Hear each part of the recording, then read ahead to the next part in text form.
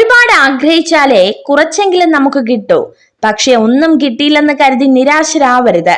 കാരണം ഇന്നല്ലെങ്കിൽ നാളെ തീർച്ചയായും നമ്മുടേതായ ഒരു ദിവസം വരും.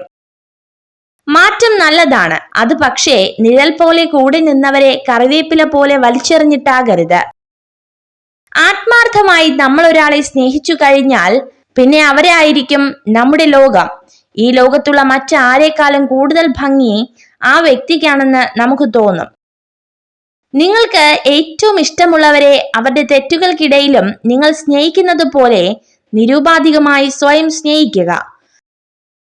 കൂടെയുള്ളവരെ നമ്മൾ ആത്മാർത്ഥമായി സ്നേഹിക്കുമ്പോൾ അവർക്കും അവരുടേതായ ഇഷ്ടങ്ങൾ ഉണ്ടാകുമെന്ന് മറന്നു പോകരുത്. അങ്ങനെ മറക്കുമ്പോൾ നിങ്ങളുടെ സ്നേഹം അവർക്കൊരു ഭാരമായി മാറുന്നു. മനസാക്ഷിക്ക് നിരക്കാത്തതൊന്നും ചെയ്തിട്ടില്ലെന്ന ഉത്തമ ബോധ്യമുണ്ടെങ്കിൽ മറ്റുള്ളവരുടെ ശത്രുത ഗൗനിക്കേണ്ടതില്ല. എല്ലാവരെയും തൃപ്തിപ്പെടുത്തി ജീവിക്കാൻ ആർക്കും കഴിയില്ല. എന്തിനാണോ നമ്മൾ ഭയക്കുന്നത് അതിനെതിരെ തന്നെ നമ്മൾ പ്രവർത്തിച്ചു തുടങ്ങണം. കാരണം ചിന്തയിലൂടെയല്ല, പ്രവൃത്തിയിലൂടെയാണ് ആത്മവിശ്വാസവും ധൈര്യവും വളർന്നു വരുന്നത്. ദേഷ്യത്തിലായിരിക്കുമ്പോൾ ഉയർന്ന ശബ്ദത്തിൽ സംസാരിക്കാൻ ആത്മബലത്തിന്റെ ആവശ്യമില്ല. എന്നാൽ ദേഷ്യം വരുമ്പോൾ നിശബ്ദരായിരിക്കുവാൻ ആത്മബലമുള്ളവർക്ക് മാത്രമേ സാധിക്കുകയുള്ളൂ.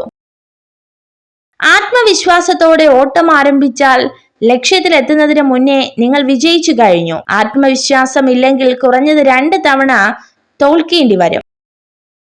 ചിന്തിക്കാതെ സംസാരിക്കരുത്, മനസ്സിലാക്കാതെ വിധിക്കരുത്, സത്യമറിയാതെ ഊഹിക്കരുത്. ഒരു പരിധി കഴിഞ്ഞാൽ ആരെയും പറഞ്ഞു മനസ്സിലാക്കാനോ ഒന്നും പിടിച്ചു വാങ്ങാനോ നിൽക്കരുത്. അത് വിവേകശൂന്യമാണ്.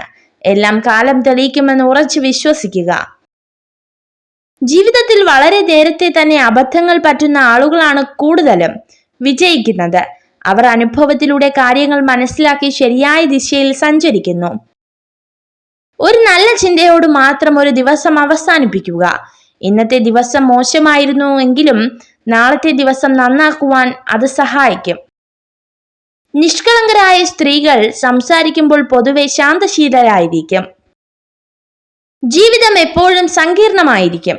അതിനാൽ കാര്യങ്ങൾ എളുപ്പമായി തീരുന്നത് വരെ നമ്മൾ കാത്തിരിക്കരുത്.